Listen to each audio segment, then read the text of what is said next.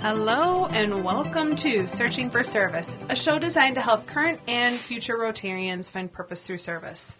Our show's promise is a dedication to sharing stories, experiences, and opportunities for those searching for service, and how Rotary has been the organization to bring it together. The goal of the show is to grow the Rotary family by connecting through service projects. I'm Kelly Kirk. And I'm Joseph Kirk. Together, we're going to do a deep dive into the heart of Rotary, service above self.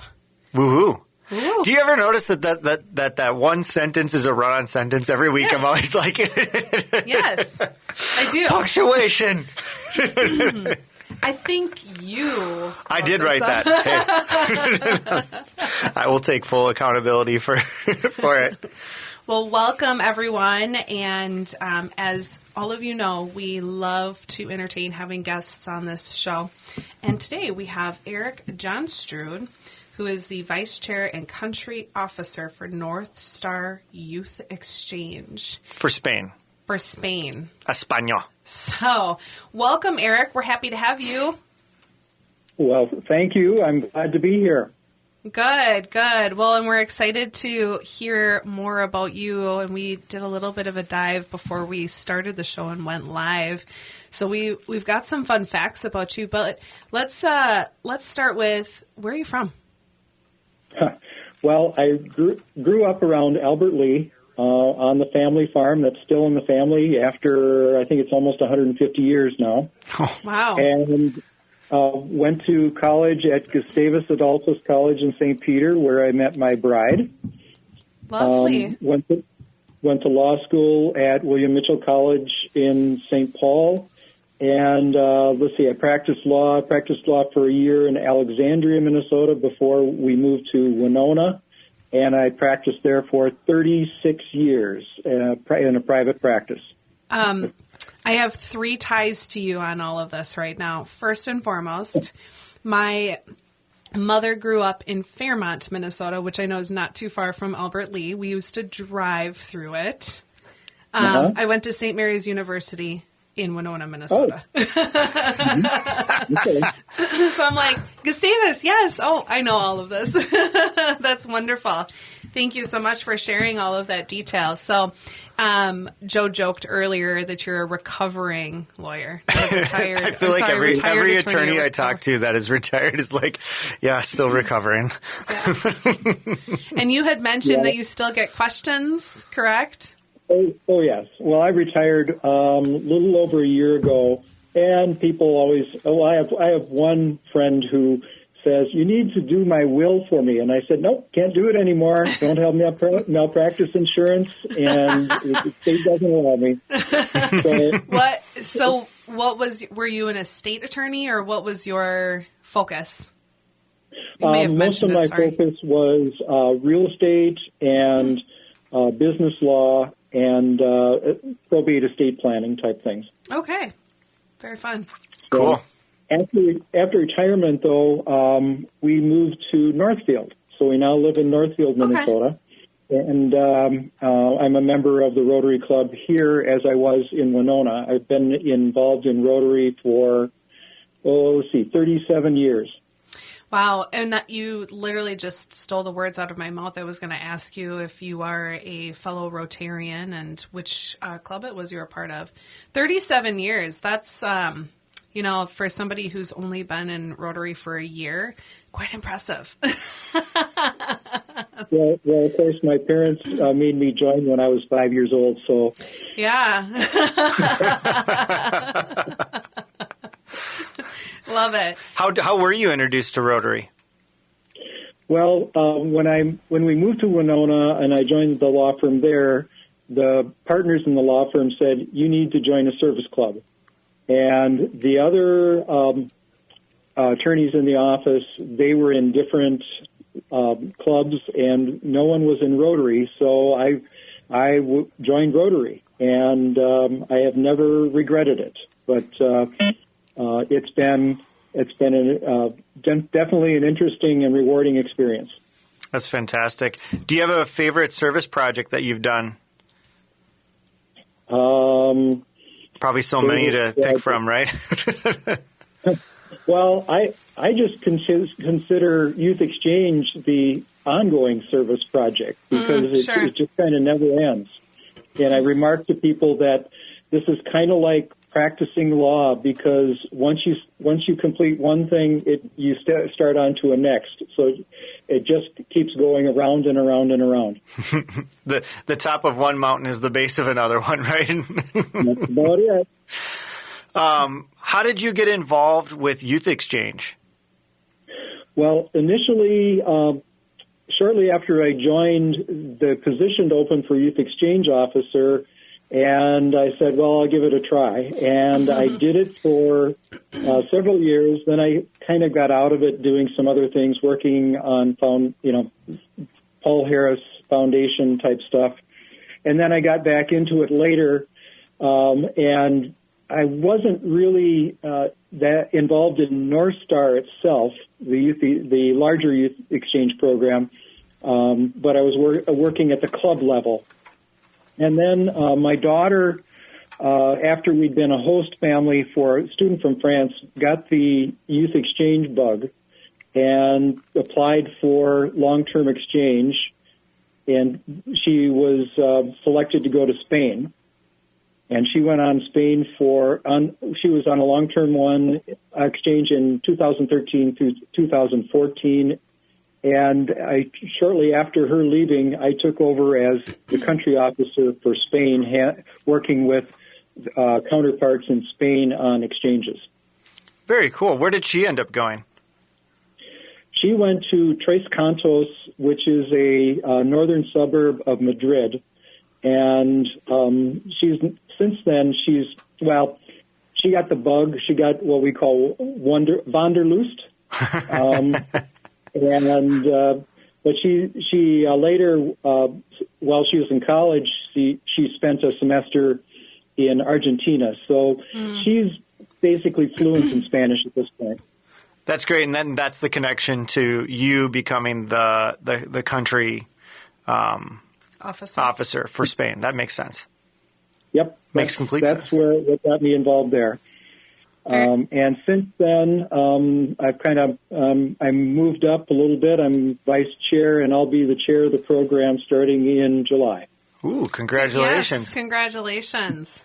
Now, well, thank you. Jackie, our former guest last week, she currently holds the chair, right? That's correct. Yeah, okay. Yep. Gotcha. Now, I don't know if Jackie told us what her plans were after. Did she? No. Oh, okay. Probably long walks on the beach and sunsets. Retiring. She's like, no, I have jobs for her. She already has a job for next year. She knows it too. So yeah, we have 2-year terms. Okay. And this is the end of her 2-year term at the end of June, and so I'm looking forward to her help for the future as I've helped her through this year. That explains that. That's neat. I was going to ask what the term looked like, and how that cookie crumbled, as I like to say. What are you most excited about to take over the chair role? Oh boy.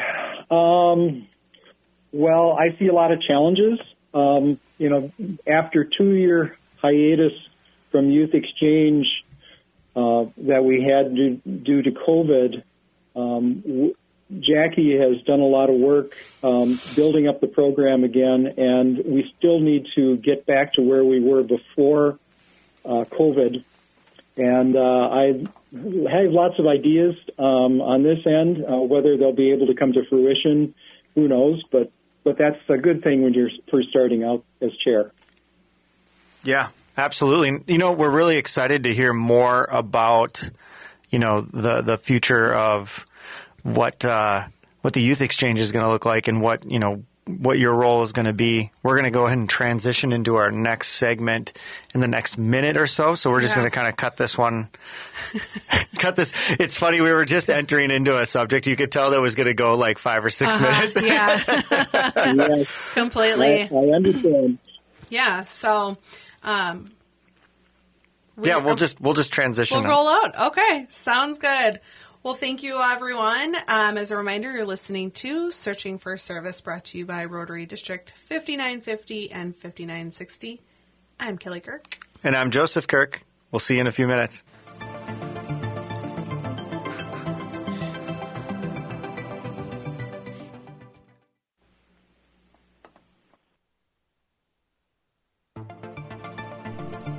Hello, everyone, and welcome back to Searching for Service, brought to you by Rotary District 5950 and 5960. I'm Kelly Kirk. And I'm Joseph Kirk. And as a reminder, you can find us on your favorite podcast platforms, and we sure love those 5-star reviews, and there are a few out there. It's been awesome to see them. Stoking the ego. Thank you, everybody. Thank you. Yes, thank you. Thank you to everybody who has done that and left us those 5-star reviews. We certainly appreciate it. It's good feedback. If you are tuning in for the first time, we have Eric Johnsrud, who is the Vice Chair and Country Officer for Spain of the North Star Youth Exchange. And so North Star Rotary Youth Exchange. It's a lot. It's a lot. Gosh. I feel like we should just come up with a really cool acronym like awesome. It's just awesome. Yes. So, Eric, well, let's dive into what your role entails and the relevance and the importance of it. So, can you share with our listeners what that means? As chair, I would oversee basically the program and make the plans for the program for the future. If you're talking about a country officer role, I can get into that. There's a lot of nuts and bolts in that one. Well, why don't we start with the vice chair role first, and then we can always explore the country officer. I think that'll be really interesting. Mm-hmm. Okay. All right. Well, first of all, as vice chair, this is kind of the learning experience where you learn how the system works. And I had knowledge of it before being country officer, but you see a little different angle of how the system works when you look at the whole program. We have the long-term exchange, we have the short-term exchange, we have inbound students, we have outbound students. There's aspects of we have a board that oversees North Star. That includes district governors-elect, district governor nominees. You work with the board to keep them apprised of the situation. And the treasurer, obviously, you work with him as to keep track of how the finances are going for the program. So in my role as vice chair, I've done different things. I've worked with our orientation committee that has developed the orientations which are part of our process for the future outbound students, what they do. I've also worked with their country officers. I've overseen the operations of the country officers and helped them with training. When they run into problems, I try to help them out as best as I can. So I've seen a lot of different angles on things as vice chair. So you do a little bit with everything. You touch it all. You touch it all. And can you remind our listeners, I know that you mentioned this when we were off air, but can you share what the term looks like for that vice chair role? The vice chair role is usually a 2-year term, so it mirrors the chair role in that when the chair comes in, usually there's a vice chair who's waiting in the wings, who's going to be there for 2 years before they end up becoming chair. Yeah, I've always loved Rotary for their succession planning. Like, they're very, very thoughtful in terms of, having certain limits on how long you're there, but also having somebody in the wings that can step in at any given time. Because, as you know, people move, people's lives change, and being able to be adaptable has been really important. Our club locally has utilized the chain of command quite a lot. Yeah. Just with people moving and stuff. So I'm sure that you appreciate having the backup too when you step into that chair role. And who's stepping into to your vice role or vice chair role? Excuse me. That'll be Elaine Bauman, who right now is in charge of the STEP program, and I think you're going to be talking to her in 2 weeks. Yeah. 2 weeks, yeah. I was like, that name sounds We get the whole familiar. gang. It's great. I have a little story to tell you about succession and Sure. jumping in, though. When I was in Winona, a member of the Winona Rotary Club, one of the officers of the club had talked to me and asked me if the current president-elect was not around, would I be willing to step in and take over as president when the term started? Mm-hmm. And the president-elect was the superintendent of the local school in Winona, and a month before he was to take office as president, he took a job in California. So I had no training other than just a general knowledge of Rotary, and I became president of the Winona Rotary Club. This was like 1989. So okay. When you were 7 years old. Yeah. They're like, and we want you. How do you feel it went though in just doing that succession and kind of having that fall on your plate and rather rapidly too? Let's just say I'm glad I was young when it happened, because I don't think I'd have the energy now to do it. I think it went okay. I think I started off with lots of energy, and I started to run out of steam towards the end of it. Sure.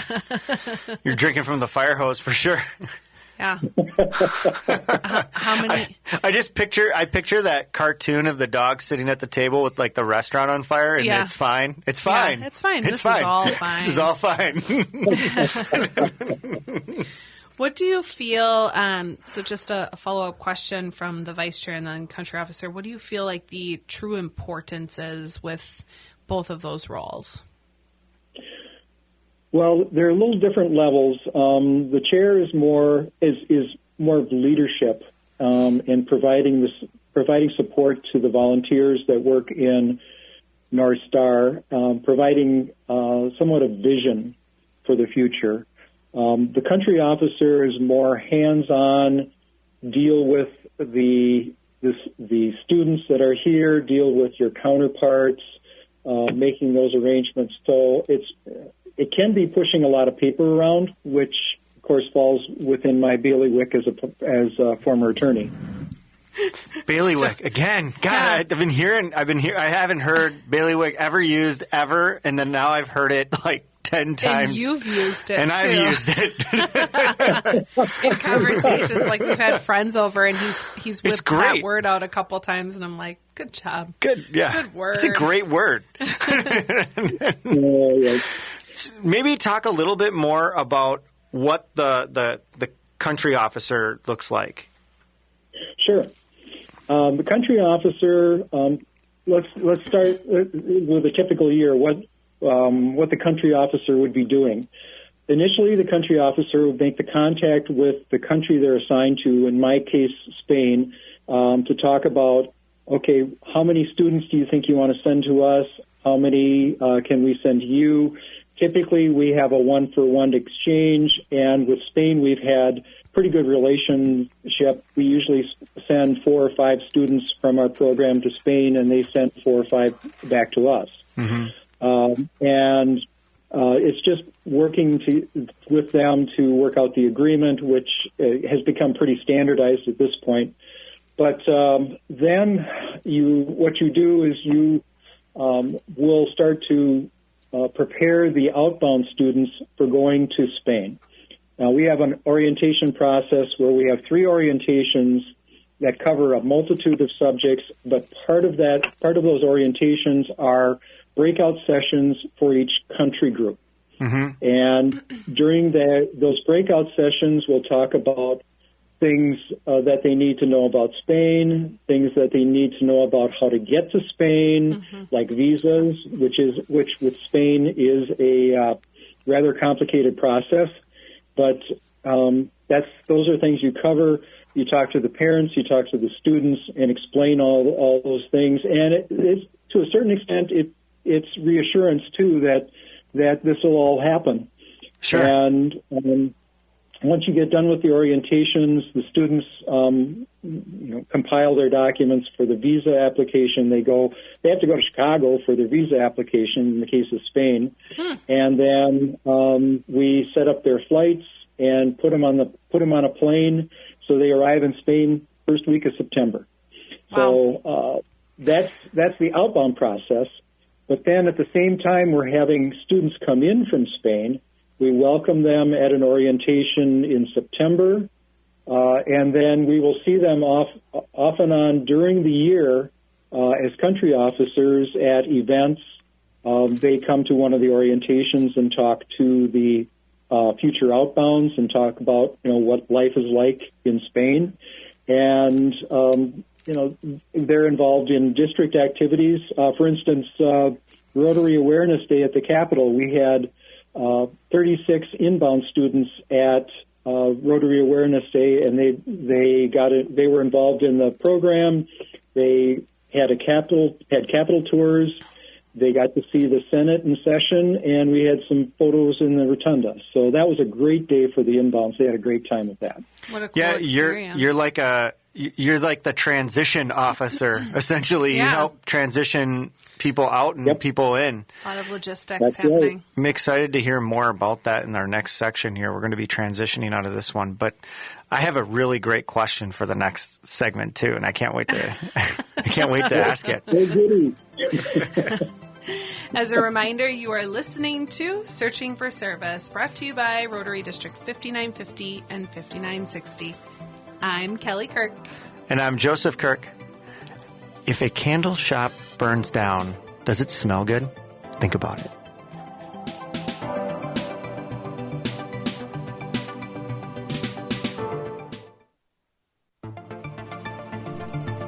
Hello, and welcome back to Searching for Service, brought to you by Rotary District 5950 and 5960.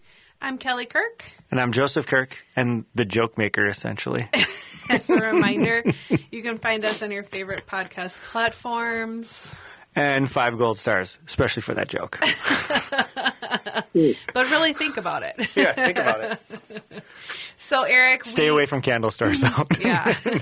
We talked about your role as vice chair and then the country officer of Spain as well, the importance around that. And I loved how you explained the orientations, but it would be awesome to hear more in the vein of like when the youth exchange students are returning back here to the States, what does it look like upon their return and their involvement, and like maybe there isn't any involvement, but let's talk about what that looks like as well. Well, certainly. And yes, there is involvement, and we like to keep them around because they're a valuable asset to Rotary and to North Star. Students usually get back from long-term exchange in June or early July, and usually, especially this year, we'll be having what we call a rebound weekend. And during that rebound weekend, the students that have been abroad will have a chance to get together with our ROTECs, which are former exchange students who are organized and help out with North Star, to talk about their experiences. And I think we're going to have an overnight session this time where they can do some bonding. And it's all part of something to help them deal with reverse culture shock. Sure. Mm-hmm. Sure, depending on where they go, they've got to feel some massive culture shock, and then coming back to it going, oh, because they're just forever changed. I mean, that's one of the things that's been noted about Rotary Youth Exchange. There's a psychologist in Sturgeon Bay, Wisconsin, Dennis White, who has studied Rotary Youth Exchange students, and he maintains that during the exchange year, Rotary Exchange students can mature as much as 5 years in the 1 year. And so coming back, we always tell students that it may take a while to adjust, and you may not have the same interests as your friends that you had before you left have. You might think that something they want to do, it may be a little silly. Sure. There's things that change, obviously. And I remember when my daughter came back from exchange, she was a gap year student and was going to college. She was going to Concordia in Moorhead. And once she got back to Concordia, she's going, what are all these rules for? I don't need all these rules. She'd been basically living independently, with the host family and doing things on her own for a year. And it was like, it's like living with your parents after college. I don't know. I never did it. It's putting the ketchup back in the bottle. It just doesn't work very well. It's very true.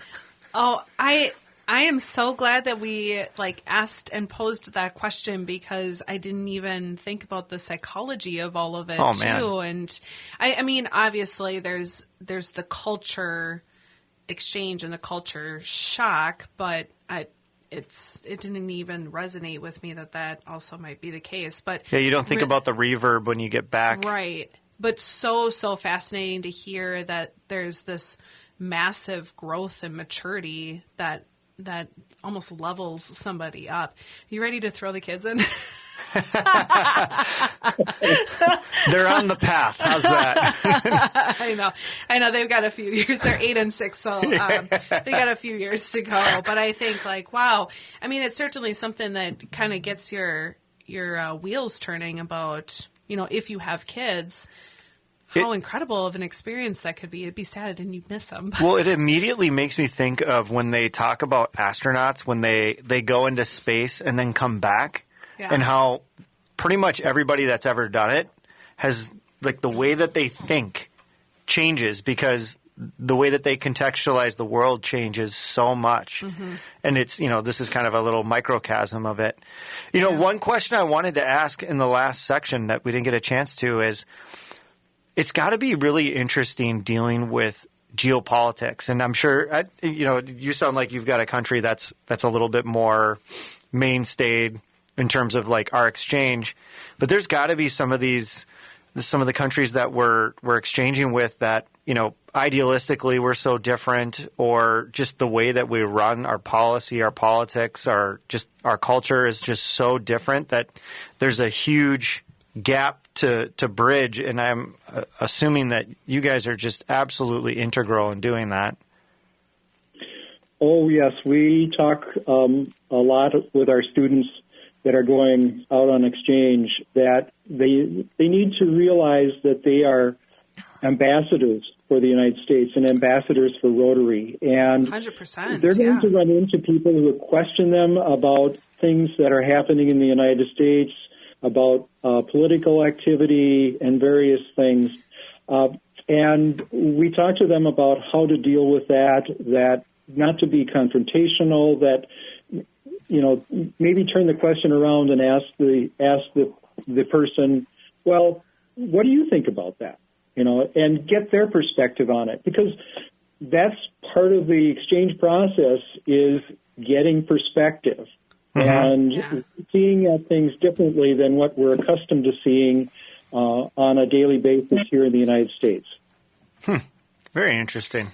I love it. I'm flipping back to my notes real quick, because it was Ed and from Braver Angels. Ed and Bruce. Yeah. Ed and Bruce, and I'm not sure if those names ring a bell to you, but there's a lot of similarities there because of the different political views, right? And it's getting curious and asking questions so that you can bridge the gap between differences, right? And that's no different with countries as well. And finding connection points, yeah. Yeah. Very interesting. It's got to be a really interesting tightrope to walk sometimes. Mm-hmm. Do you find that a lot of the exchange families are really nervous about the exchange program, or are they pretty comfortable with it?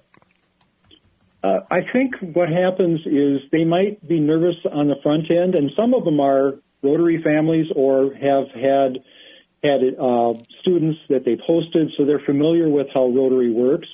But I know there have been students in the past who've been nervous about it, but as we go through the process and explain the structure, explain the supports, they become more comfortable with it. And because we have a whole network. I mean, Rotary is a huge network, and when you're going on exchange, the students are not going to be alone. They're going to have the support of a club. They're going to have the support of a district. They're going to have the support of the overall program that may cover more than one district, and they're going to have the support back here if they really need it. So I think that's a big selling point for Rotary and Rotary Youth Exchange is the support that we can provide. Well, and when we talked with Jackie, we talked about the importance of Rotary being present in all of these locations just because it does present a core set of values and expectations. So, it creates a little bit of certainty on the other side. I mean, do you feel that that's relevant and true? Oh, yeah, definitely. Definitely, because Rotary International has rules that they set down for the program. We obviously have State Department rules you have to follow, but there's commonality on how structure is supposed to be in these programs and the way these programs operate. That's amazing. Just one more question here, and then we'll move on to the next segment.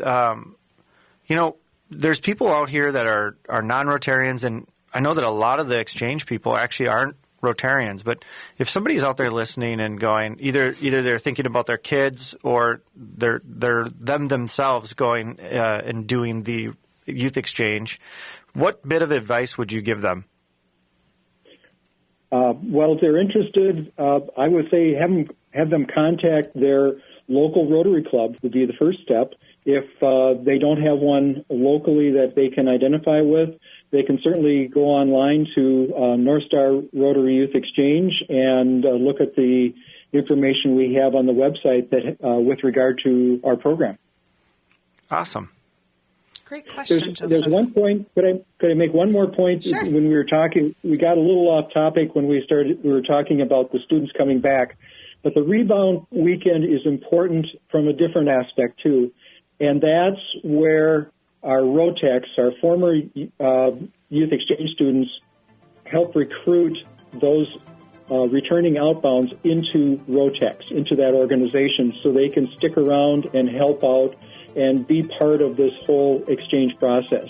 All I can say is ROTECs has the youth exchange bug. I mean, they are just amazing at what they do, and their dedication is incredible. And you'll hear more about that, I think, next week when Amelia comes in for the interview. Oh, wonderful. Awesome. Thank Exciting. you. We're going to transition to the next section. As a reminder, you're listening to Searching for Service. I'm Kelly Kirk. And I'm Joseph Kirk. Hello, and welcome back to Searching for Service, brought to you by Rotary District 5950 and 5960. I'm Kelly Kirk. And I'm Joseph Kirk. As a reminder, you can find us on your favorite podcast platforms. And 5-star reviews all around.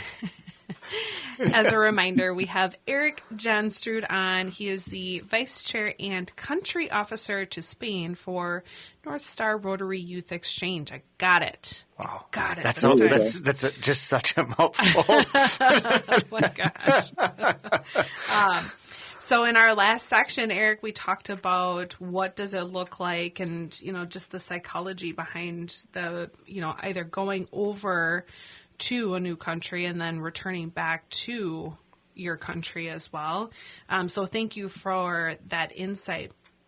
We always love to end the show, though, with talking about what's your vision and how do you envision whatever your respective thing is, right? And for you, it's the youth exchange.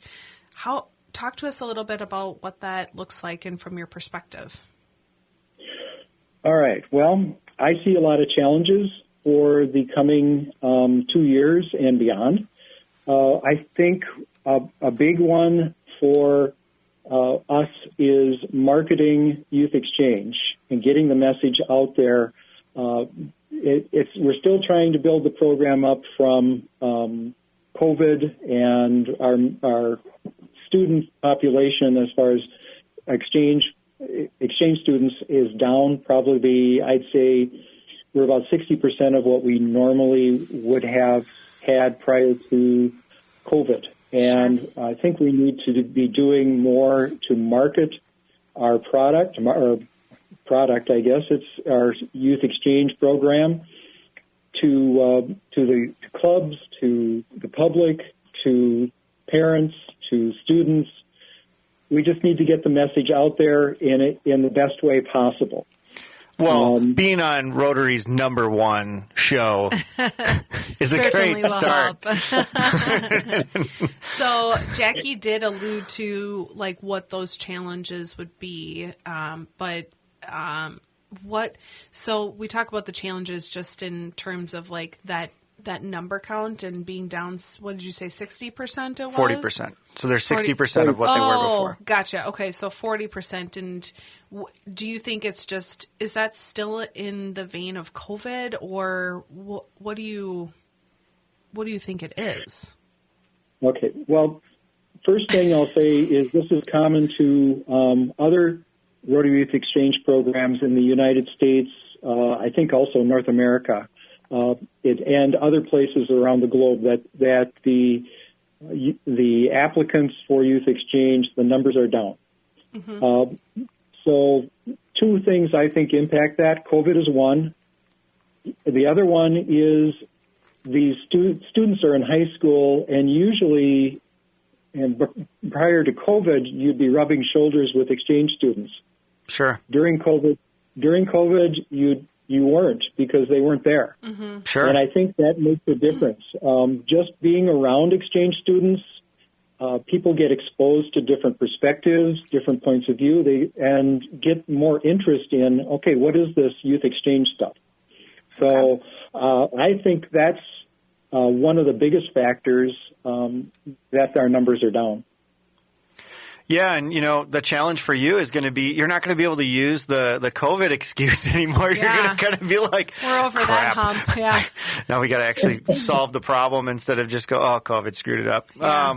But it's interesting. I think you have identified it though is that the program didn't run for a couple years, so it's hard to restart that whole process, and it's going to take some time. But from what I've been hearing, a lot of the grassroots things, just going to the high schools, having more and more outreach on the local level sounds like where the low-hanging fruit is.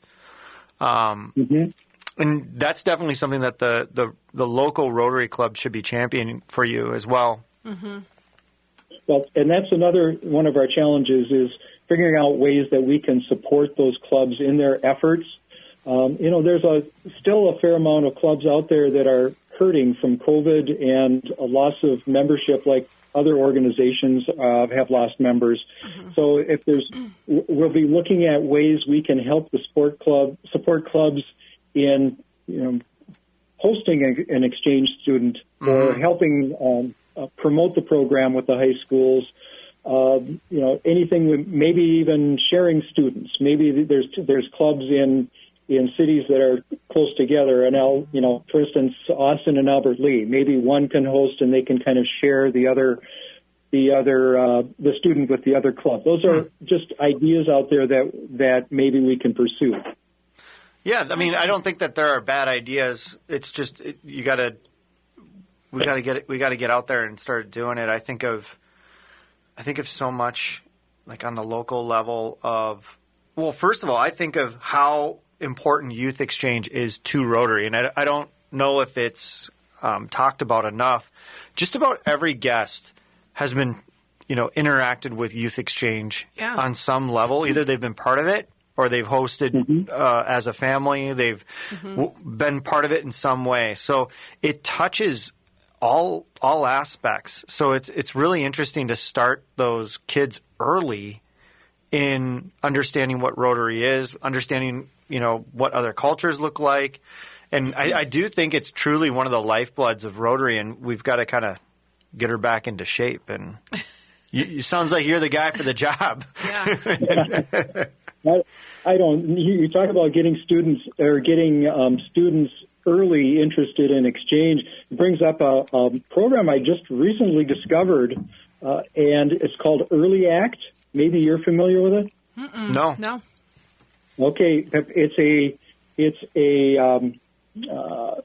a program that goes into the elementary schools, and they start a club, and they have service projects that the elementary students get involved in. So, we're talking about not only, this isn't necessarily youth exchange, this is just Rotary itself. And if you want to talk about keeping Rotary active and keeping membership of Rotary going, I think it's something that we might want to explore for 5950 and 5960. Early Act. Is that what you called it? Early Act. Yeah, I mean, That's so cool. As a father to 2 elementary school kids, I'm going, yeah, put them to work. Let's go. Get them young. Get them young. Their favorite service project is highway cleanup. They love it. Yeah. They found $100 a couple years ago. Mostly because and they found $100. Now they have like serious incentive. Every single time that they hear about it, they're like, "We're on it. Let's go." Easy money. So there you go. Maybe it's just plant $100 bills and buy the youth exchange. No, but we also don't want to violate any child labor laws. So. Sure. It's a donation.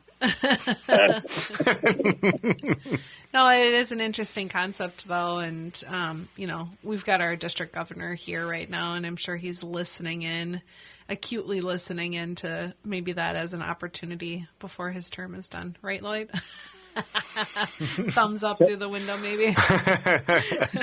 Well, Lloyd, we can talk about it next week at the NIAN conference. There you go. Nice. Well, any last parting words of wisdom that you would like to give our listeners? It doesn't have to be related to youth exchange. Probably should be, but, it's your floor. Oh, parting words. How many hours do you have? A minute 30. 1 minute and 20 seconds. Oh, got it. Okay. Well, youth exchange is something that's been important to me, and I think it's something that really can have a broad effect on the students here in the U.S. and students abroad. It's a way of making contact. It's a way of gaining perspective.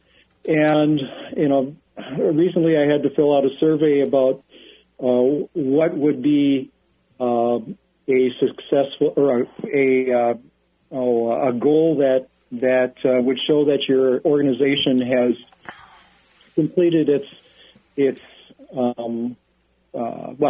completed its goals. And I said, world peace.